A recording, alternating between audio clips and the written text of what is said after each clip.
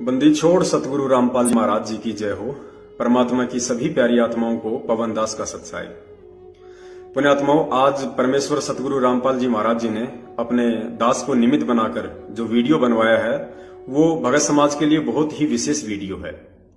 पुण्यात्माओं, देखो, दास से परमात्मा जो भी वीडियो बनवाते हैं या जो भी संदेशा अपने भगत भाई बहनों तक पहुंचाते हैं उसमें दास का किसी प्रकार का कोई श्रेय नहीं होता है। ना ही दास किसी प्रकार की मान बढ़ाई या अन्य किसी चौधर का भूखा है। दास तो परमात्मा का दास है, उसका गुलाम है। और इस दास ने परमेश्वर को समझा उन्हीं के आशीर्वाद से। और उसके बाद ये दास चाहता है कि परमेश्वर के विषय में जो सच्चाई है, जो शास्त्र बताते हैं, जो हर चीज बताती है, वो हमारे प्रत्येक भगत भाई बहन तक पहुंचे। क्योंकि पुण्यात्माओं, क्या होता है कि सतगुरु स्वयं अपने बारे में खुल के वो बातें नहीं बता पाता है जो बातें उन्हें बतानी चाहिए, जो बातें वे बताना चाहते हैं। लेकिन पुण्यात्माओं, हम सब जीव कैटेगरी में हैं। अगर परमेश्वर हमारी जो मेमोरी है, हमारी जो सोचने समझने की क्षमता है, अगर उससे ऊपर बढ़कर कोई बात बताएंगे तो हमारा मन उसको स्वीकार नहीं करेगा। तो परमेश्वर फिर निमित्त बनाते हैं अपनी आत्माओं को। जैसे 650 साल पहले कबीर साहिब जी आए और 650 साल के बाद आज पुनः वो परमेश्वर सतगुरु रामपाल जी महाराज जी के रूप में आए और अपने आप को परमात्मा सिद्ध करवाया। तो पुण्यात्माओं, इसी प्रकार सतगुरु रामपाल जी महाराज जी कौन हैं, ये वो अपने दासों से ही सिद्ध करवाएंगे, अपने दासों से ही प्रमाणित करवाएंगे। तो दास का सारे भगत समाज से करबद्ध सप्रेम विनय है, निवेदन है, आग्रह है दास का कि बहुत ही ध्यान से आप जी ये वीडियो देखिए। प्रत्येक पॉइंट को आप जी गहनता से देखें, फिर उसके ऊपर विचार चिंतन मंथन करें। और बहुत ही ज्यादा हमें दृढ़ता मिलेगी इस वीडियो को देखने के बाद में। देखो पुण्यात्माओं, परमेश्वर कहते हैं कि जब तक हमें जरना नहीं होगा, भक्ति मार्ग पे एक तो गुरुजी ने निश्चय बताया, एक विश्वास बताया, फिर बताया जरना, कि जब तक हमें इस भक्ति मार्ग पे जरना ही नहीं होगा। जरना मतलब अपने सतगुरु के ऊपर पूर्णतः विश्वास कि वास्तव में यही साक्षात कबीर है, यही परमेश्वर है, केवल भिन्न रूप में यहाँ पे आया हुआ है। तो पुण्यात्माओं, तब तक हमारी उस सतगुरु के प्रति दृढ़ जो आस्था होती है वो नहीं बन पाएगी, चाहे हम कितनी भी बात करें। तो हृदय से हमें अपने सतगुरुदेव जी को पूर्ण परमेश्वर के रूप में देखना है, क्योंकि वो होते ही पूर्ण परमेश्वर हैं।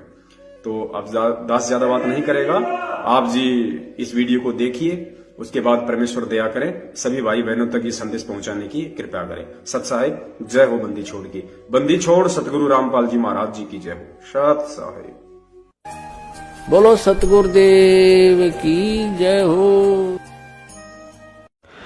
बंदी छोड़ सतगुरु रामपाल जी महाराज जी की जय हो। परमेश्वर की सभी प्यारी आत्माओं को पवन दास का सत साहिब। पुण्यात्माओं, भक्ति मार्ग पर भक्ति का दूसरा नाम विश्वास है। और यह विश्वास किसी और पर नहीं बल्कि उस परम सत्ता पर करना होता है जिसे सतगुरु कहा जाता है। कबीर साहिब जी भी हमें बार बार समझाते हैं कि कहें कबीर सुनो भाई साधो, मैं तो हूँ विश्वास में। उन्होंने कभी भी ये नहीं कहा कि कहे कबीर सुनो भाई साधो, मैं तो हूँ शतनाम और सारनाम में। क्योंकि ये सतनाम और सारनाम भी उसी समय अपना काम करना शुरू करते हैं जब हमें ये अटल विश्वास हो जाता है कि जिस सतगुरु ने मुझे यह अनमोल मंत्र दिया है वह मात्र एक गुरु या मेरी तरह हाड़ मांस युक्त शरीर वाला कोई व्यक्ति नहीं, बल्कि स्वयं कबीर परमात्मा है, जो देश काल और परिस्थितिवश भिन्न भिन्न रूप धारण करके काल लोक में प्रकट होते रहते हैं। और जो व्यक्ति यथार्थ 13वें कबीर पंथ में सतगुरु रामपाल जी महाराज जी का शिष्य होकर भी यदि अभी तक अपने सतगुरु को कबीर साहिब जी का अवतार या उनका भेजा हुआ कोई संत या प्रतिनिधि ही समझता है, तो उस भगत का सबसे बड़ा दुर्भाग्य होगा जो पारस के नजदीक आकर भी अपने आप को उसके साथ स्पर्श ना करके लोहे का लोहा ही रहा। दास विशेषकर सत्सेवक भाई बहनों से प्रार्थना करेगा कि पिछले 26 वर्षों से पूर्ण परमात्मा सतगुरु रामपाल जी महाराज जी ने जो आध्यात्मिक फसल बोई है, हम मेरठ सत्सेवक उस फसल के फल हैं। क्योंकि पूरे विश्व में सतगुरु रामपाल जी महाराज जी के लगभग 15 लाख के आसपास भक्तों में से यदि किसी ने ज्ञान आधार से उनको परमात्मा का भेजा हुआ कोई संत या प्रतिनिधि मानने के बजाय साक्षात कबीर परमात्मा के रूप में स्वीकार किया है, तो केवल मेरठ सत्सेवक हैं, अन्य कोई नहीं। क्योंकि सतलोक आश्रम मैनेजमेंट हरियाणा, संत रामपाल जी महाराज जी का परिवार, उनके कुछ उपदेशी रिश्तेदार और 70% वे भगत जो आज भी मूर्खतावश भक्ति मार्ग पर ज्ञान आधार से नहीं बल्कि एक दूसरे की देखा देखी में ही चल रहे हैं। ये लोग उन्हें कहते तो सतगुरु हैं, लेकिन सतगुरु की परिभाषा से अपरिचित हैं। यदि परिचित होते तो 2014 के बाद भूलकर भी कबीर प्रकट दिवस नहीं बल्कि 8 सितंबर के दिन वर्तमान के कबीर सतगुरु रामपाल जी महाराज जी का प्रकट दिवस अर्थात सतगुरु प्रकट दिवस ही मनाते। सतगुरु शब्द केवल इन लोगों के होठों तक सीमित है, दिल में नहीं उतरा। पुण्यात्माओं, वैसे तो यूट्यूब, फेसबुक और व्हाट्सएप पर सतगुरु रामपाल जी महाराज जी के 8 सितंबर 1951 के दिन लीलामयी रूप से प्रकट होने के बहुत से अकाट्य प्रमाण डाले जा चुके हैं, लेकिन फिर भी यह बात ज्यादातर उन भक्तों के दिल में नहीं उतर रही है जिन्होंने मात्र हिसार की तारीखों पर जाकर और बरवाला कांड के मुख्य दोषी सतलोक आश्रम मैनेजमेंट हरियाणा के उल्टे सीधे आदेशों के सहारे ही सतलोक जाने का मूड बना लिया है। क्योंकि जगत की हमेशा से यही रीत रही है। 650 साल पहले भी रामानंद जी और सर्वानंद जी जैसे कुछ एक भक्तों को छोड़कर बाकी सारे 64 लाख भगत इसी भ्रमणा में जिए कि कबीर जी प्रकट होकर नहीं बल्कि जन्म लेकर आए हैं। जीते जी किसी ने माना नहीं, लेकिन 1518 में मगहर से उनके सशरीर जाने के बाद पता चला कि कबीर जी तो विदेही थे, उनका शरीर तो तेज पुंज का था, वे तो स्वयं परमात्मा थे। फिर लगे हर साल कबीर प्रगट दिवस मनाने। उनके रहते सहते तो किसी ने उनको परमात्मा माना नहीं और अब जाने के बाद प्रगट दिवस मना रहे हो। वाहरे दुनिया के लोगों, ये तो वही कहावत सिद्ध हो गई है कि जीवित बाप के लट्ठम लट्ठा मुँह गंग पहुंचाया और जब आवे आसोज का महीना फिर कव्वे को बाप बनाया। भगत लोग अपने जीवित बाप संत रामपाल जी महाराज जी को तो सतलोक आश्रम मैनेजमेंट हरियाणा के घटिया आदेशों पर राजनीति का गंदा खेल खेलकर और ज्ञान विरुद्ध फर्जी फरमानों पर चलकर आध्यात्मिक लठ मार रहे हैं, यानी कि अपने कुकर्मों से सतगुरु को महादुखी कर रहे हैं। और कबीर जी की 650 साल पुरानी एक काल्पनिक फोटो को प्रसन्न करने के लिए कबीर प्रगट दिवस मना रहे हैं, जो वर्तमान में ना सत्संग सुना सकती है और ना ही कुछ मार्गदर्शन कर सकती है। दास ने काल्पनिक फोटो इसलिए कहा है क्योंकि स्वयं गुरुजी ने एक सत्संग में बताया कि यह दाढ़ी वाली फोटो कबीर परमात्मा के वास्तविक रूप वाली फोटो नहीं है। वे तो कभी भी और किसी भी रूप में जब चाहे प्रकट हो जाते हैं। जैसे उदाहरण के लिए आज सतगुरु रामपाल जी महाराज जी के रूप में प्रकट हैं, लेकिन उनके 90% भगत ही उनको साक्षात कबीर मानने को तैयार नहीं है, बल्कि उन्हें कबीर जी द्वारा भेजा गया एक संत मानते हैं। वह कलयुगी भक्तों, असली कबीर सतगुरु रामपाल जी महाराज आज तुम सब के घर और घट में प्रत्यक्ष विराजमान है, लेकिन फिर भी 650 साल पहले वाले कबीर जी की फोटो के आगे कबीर प्रगट दिवस के बहाने ड्रामा करके देसी घी के पकवान खाते हो, धार्मिक कार्यक्रम में राजनेताओं को बुलाकर राजनीति करते हो। प्रार्थना है कबीर प्रगट दिवस की आड़ में हर साल ये घटिया ड्रामा करने वाले और उसमें शामिल होने वाले भक्तों को अवश्य विचार करना चाहिए कि जब हमें सतगुरु रूप में साक्षात कबीर जी मिल चुके हैं तो फिर क्यों हर साल कबीर जी के नाम पर रोहतक और अन्य जगहों पर कबीर प्रगट दिवस मनाकर अपनी मूर्खता का प्रमाण दे रहे हैं कि आज भी हम परमात्मा तो कबीर जी को ही मानते हैं और सतगुरु रामपाल जी महाराज जी को मात्र एक गुरु मानते हैं। पुण्यात्माओं, गुरु जी कहते हैं छोड़ देने पछलियों की रीत सतगुरु तारेंगे, अर्थात हमें वे गलतियां नहीं करनी हैं जो गलतियां हमसे पहले वाले संत भगत कर चुके हैं। और उन्होंने सबसे बड़ी गलती यही की, जब परमात्मा सतगुरु रूप में हमारे बीच आते हैं तो हम उन्हें अपने जैसा एक आम इंसान समझ लेते हैं और जब वे चले जाते हैं तब उन्हें परमात्मा मानकर पूजने लग जाते हैं। असल में भगत तो वो है जो उन्हें उनके शरीर में रहते सहते ही परमेश्वर मान ले, जैसे भूमड़ भगत जी, रामराय जी, शीतलदास जी आदि ने अपने सतगुरु गरीबदास जी महाराज जी को परमात्मा माना। धर्मदास जी और नानक जी जैसी आत्माओं ने कबीर साहिब जी को परमात्मा माना। परमेश्वर कहते हैं मैं वाणी इतनी भाखी जितनी बाड़ू रेत, पर 84 के जीव के एक न आई हेत। कबीर साहिब जी कहते हैं कि चारों युगों में चक्कर लगा लगा कर मैंने मानव शरीरधारी प्राणियों को जगाने के लिए 33 अरब ज्ञान बोला है, लेकिन इन 84 के जीव अर्थात मानव को एक भी समझ में नहीं आई। वर्तमान में सतगुरु रामपाल जी महाराज जी के साथ भी वही हो रहा है जो 250 साल पहले आदरणीय गरीबदास जी महाराज जी के साथ हुआ था।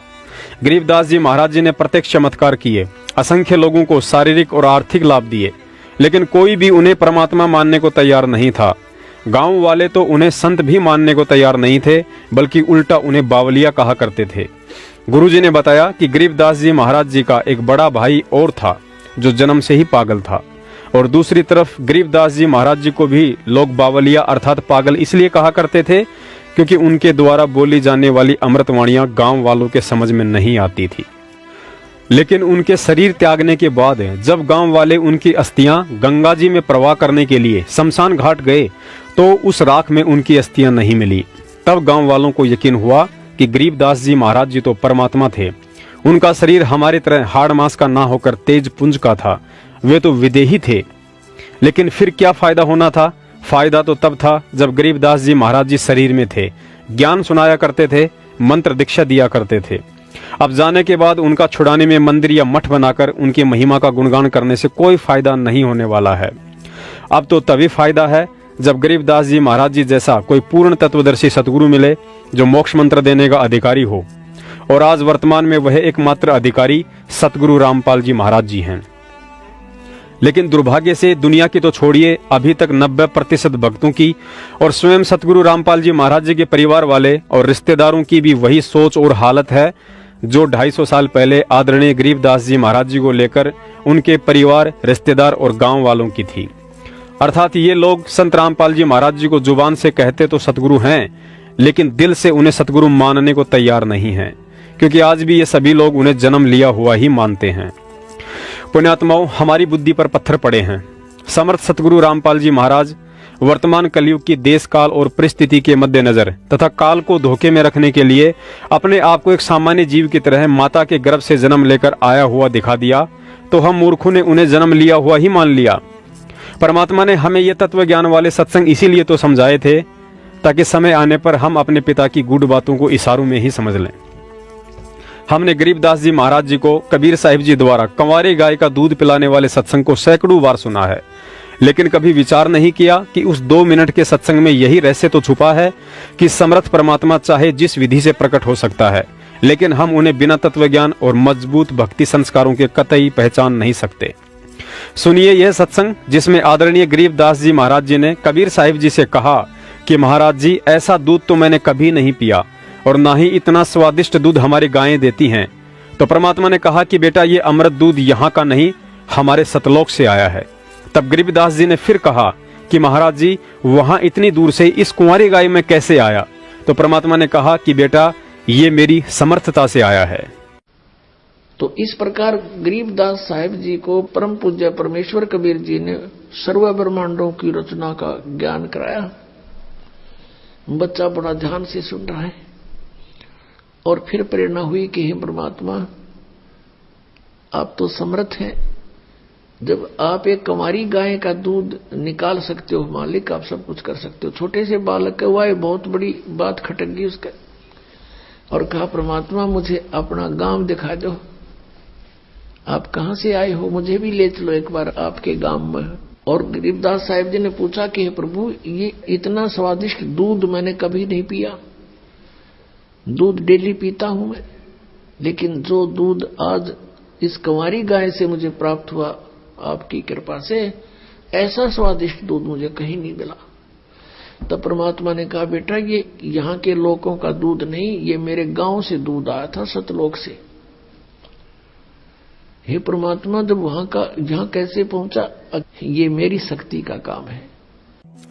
पुण्यात्माओं, जब तक हमें इतना भी विश्वास नहीं होगा कि सतगुरु रामपाल जी महाराज जी का शरीर हमारी तरह हाड़ मांस का नहीं बल्कि तेज पुंज का है, और जब तक हम कबीर साहिब जी की काल्पनिक फोटो का प्रकट दिवस मनाना छोड़कर वर्तमान के कबीर सतगुरु रामपाल जी महाराज जी का प्रकट दिवस नहीं मनाएंगे, तब तक तो हम एक भगत की श्रेणी में भी नहीं हैं। परमेश्वर गरीबदास जी महाराज जी भी आदरणीय बलराम जी के घर रानी माता के गर्भ वाली लीला से ही प्रकट हुए थे, लेकिन दुनिया को उनके जाने के बाद पता चला कि वे हम जीवों की तरह गर्भ से जन्म लेकर नहीं आए थे। आज भी स्थिति यही है, क्योंकि ठीक उसी तरह सतगुरु रामपाल जी महाराज जी भी आदरणीय भगत नंदराम जी की धर्मपत्नी इंद्रोमाई के गर्भ वाली लीला से ही प्रकट हुए हैं। जिस प्रकार अपनी समर्थता से परमात्मा ने सतलोक का अमृत दूध बिना बैल के संपर्क में आए एक कंवारी गाय के अंदर प्रकट करके उसके थनों के माध्यम से बाहर निकालकर स्वयं भी पिया और गरीबदास जी महाराज जी को भी पिलाया। जबकि हम सब जानते हैं कि यहाँ के विधान अनुसार चाहे जानवर हो या इंसान, मादा के गर्भ धारण किए बिना उसके स्तनों में दूध नहीं बन सकता है।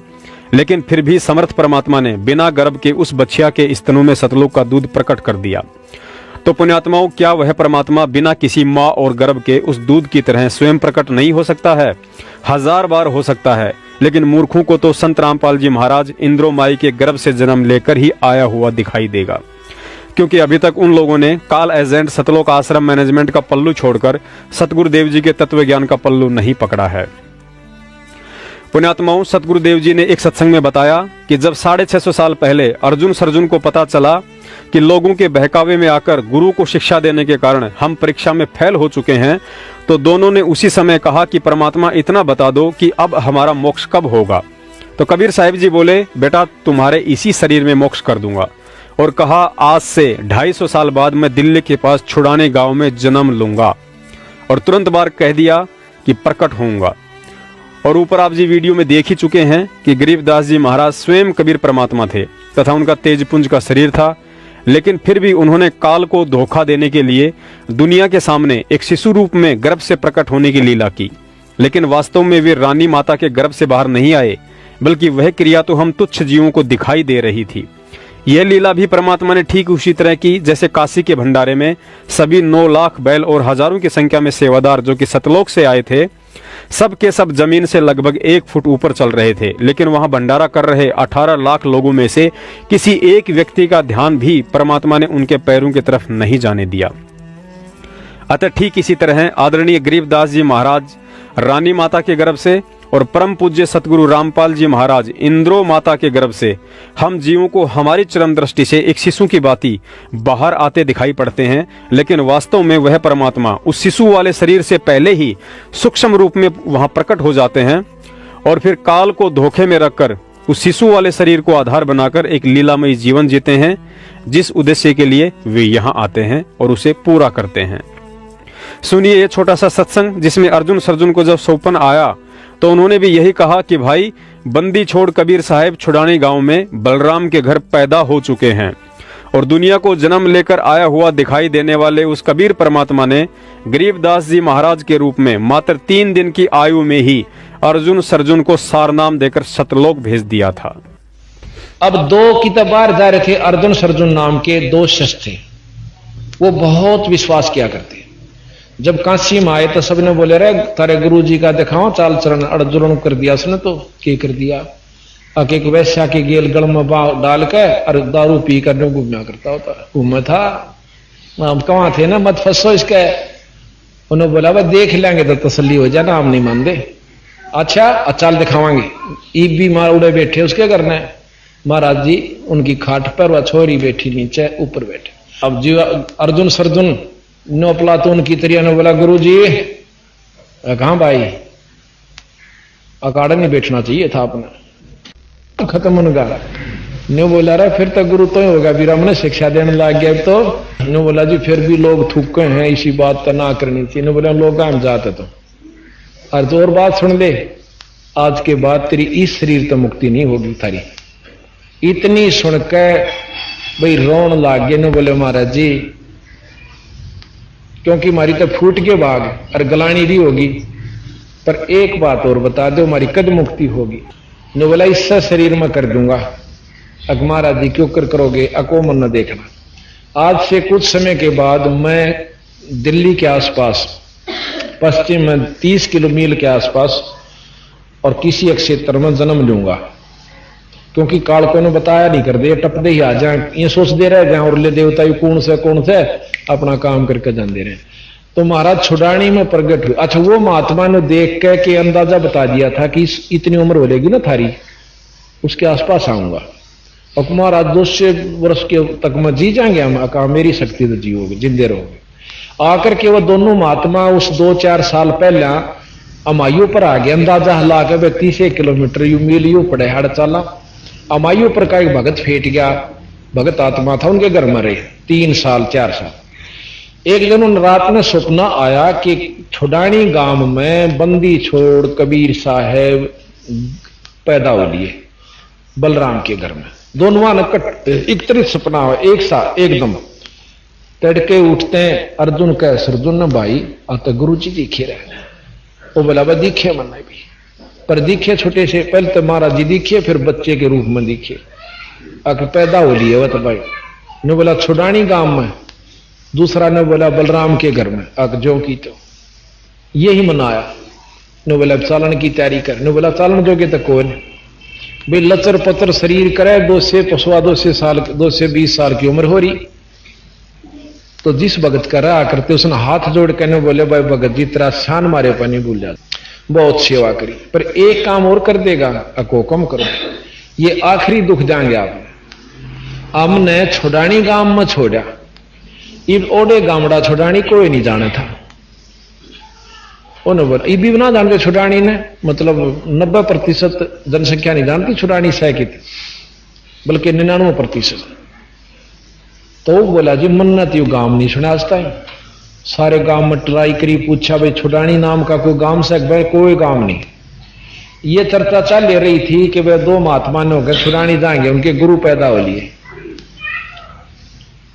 तो एक नाई ने सुन लिया बात, क्योंकि वो बेचारे अपना जा करते थे शादी रिश्ते रास्ते करण खातिर।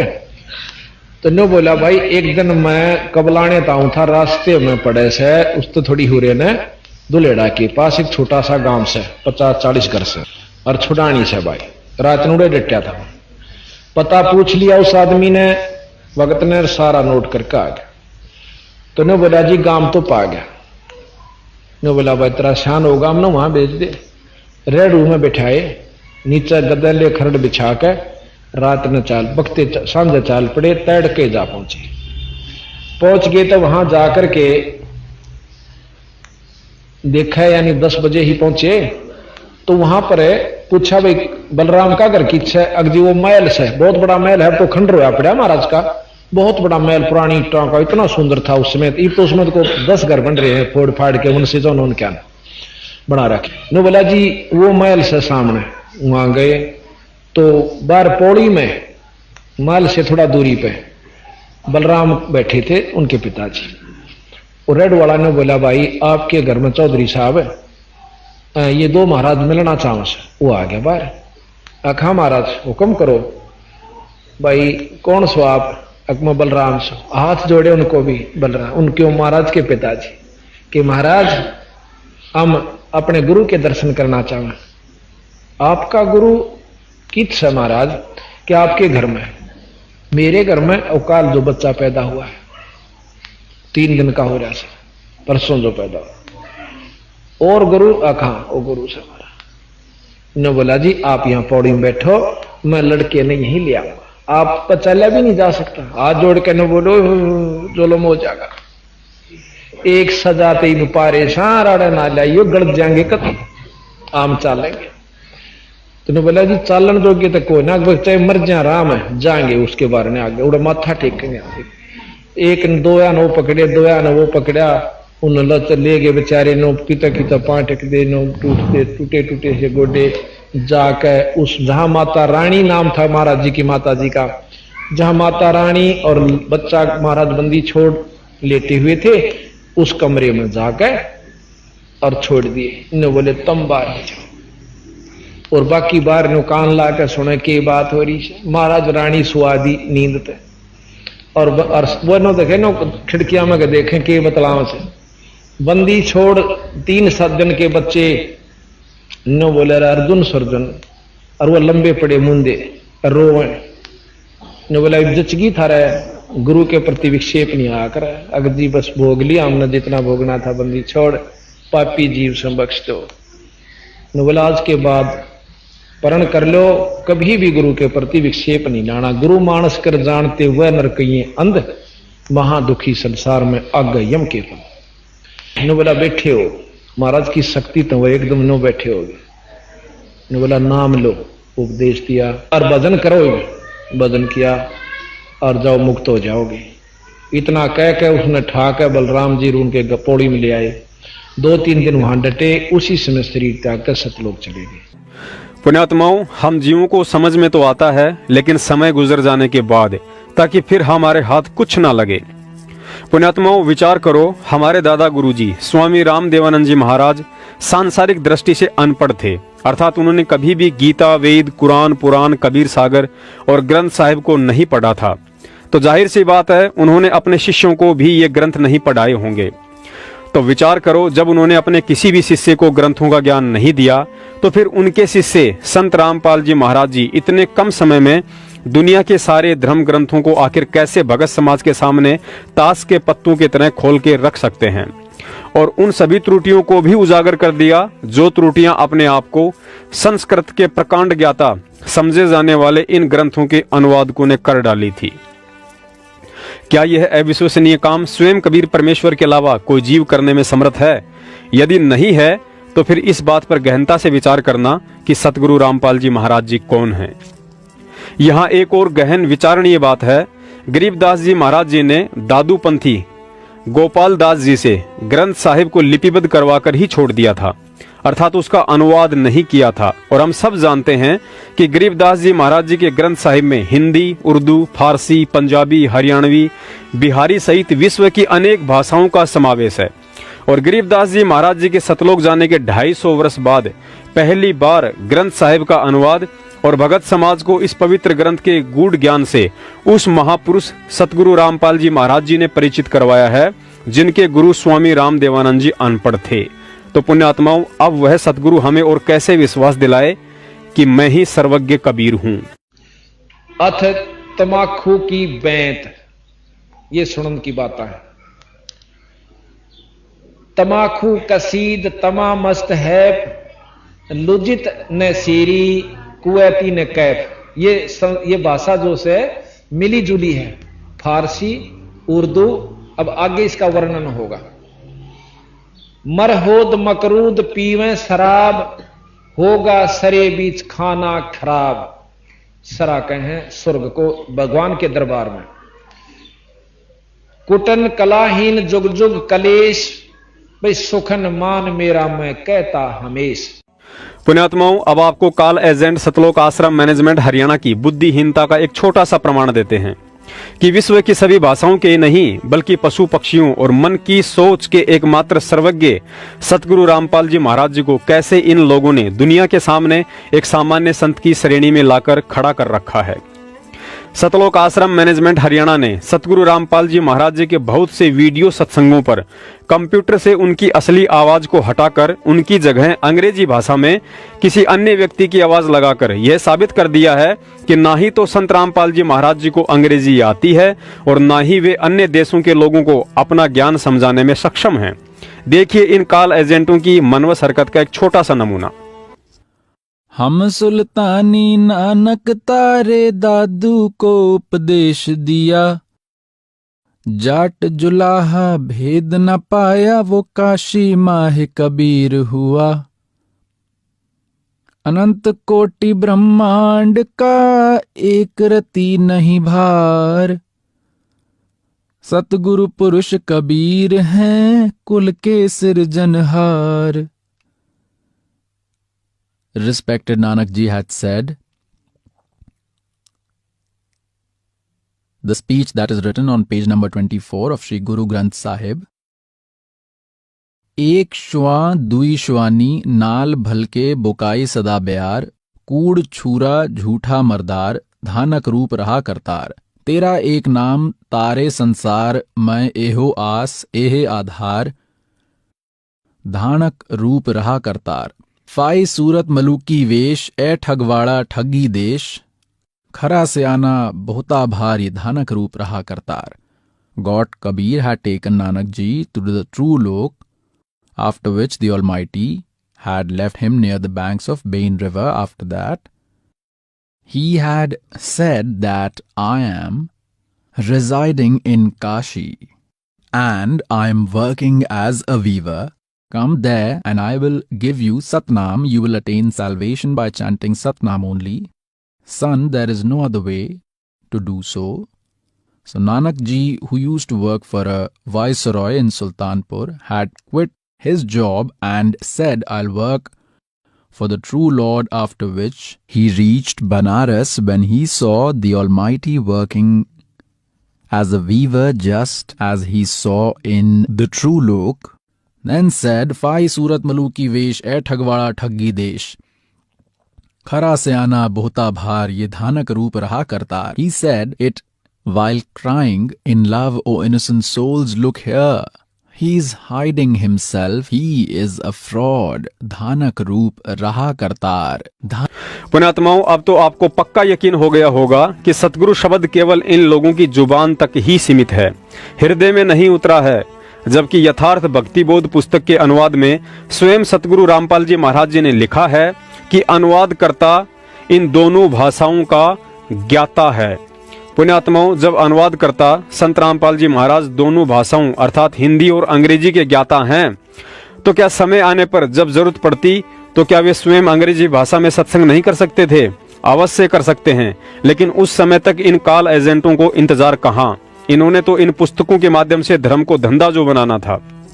पुण्यात्माओं, जब हम सतसेवक सतगुरु रामपाल जी महाराज जी के स्वयं कबीर साहिब होने के विषय में चर्चा करते हैं तो कुछ भगत भाई बहन अज्ञानतावश कह देते हैं कि संत रामपाल जी महाराज को आध्यात्मिक ज्ञान तो 1988 में स्वामी रामदेवानंद जी महाराज से नाम उपदेश लेने के बाद हुआ था।